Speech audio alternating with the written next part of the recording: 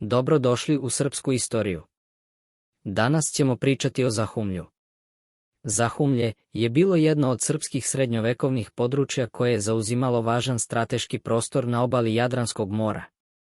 Ovo područje prostiralo se od reke Neretve, koja je nosila miris neistraženih terena i šumovitih brda, do samog grada Dubrovnika, čiji su zidovi čuvali viševekovnu istoriju i trgovačke tajne. Ova oblast je obuhvatala i brojna ostrva i pripadajuće zaleđe, koje je svojim geografskim položajem i prirodnim bogatstvima kroz vekove privlačile razne narode, što je i ujedno oblikovalo njenu istoriju.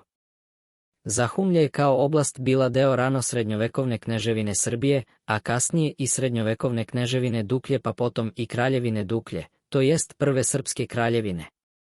Njena važnost nije bila samo geografska, već i politička, jer je ovu zemlju često pratilo pominjanje u spisima srpskih vladara iz dinastije Nemanjić. Njihova vlast je štitila ovu oblast, koja je bila ključna u kontroli Jadranskog mora i u održavanju odnosa sa drugim balkanskim zemljama. Vladaoci iz dinastije Nemanjić, koji su bili poznati po svojoj sposobnosti da upravljaju ne samo Srbima, već i drugim narodima, zadržali su Zahumlje pod svojom vlašću sve do polovine 14. veka. Posle uspostavljanja Srpskog carstva postaje deo Banovine Bosne, kasnije Kraljevine Bosne, pod srpskom dinastijom Kotromanić.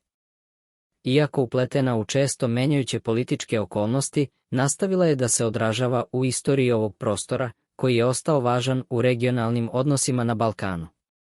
Sredinom 15. veka Zahumlje je prošlo kroz novu transformaciju. Srpska velikaška porodica Kosača, poznata po svojoj moći i uticaju u Hercegovačkoj oblasti, preuzela je vlast u ovom kraju. 1448. godine, ova zemlja je ušla u sastav novostvorenog vojvodstva Svetog Save, novog političkog i verskog entiteta koji je obuhvatao značajne delove Balkana, te je i Zahumlje dobilo novi značaj u ovom okviru. Ipak, pravi preokret za Zahumlje desio se posle 1465. godine, kada je počelo osmansko osvajanje ovih zemalja. Turci su postepeno osvajali Balkan, a Zahumlje je postalo jedna od teritorija koja je završila u sastavu Hercegovačkog Sandžaka. Ovo osmansko osvajanje dovršeno je uključivanjem čitavog područja u novostvoreni Sandžak, čime je okončan jedan važan istorijski ciklus za Zahumsku oblast. Istorija Zahumlja, koje je prolazilo kroz različite ruke i često bilo centar sukoba i spoljnih uticaja, odražava duboke promene koje su se dešavale u srpskim i balkanskim zemljama tokom srednjeg veka.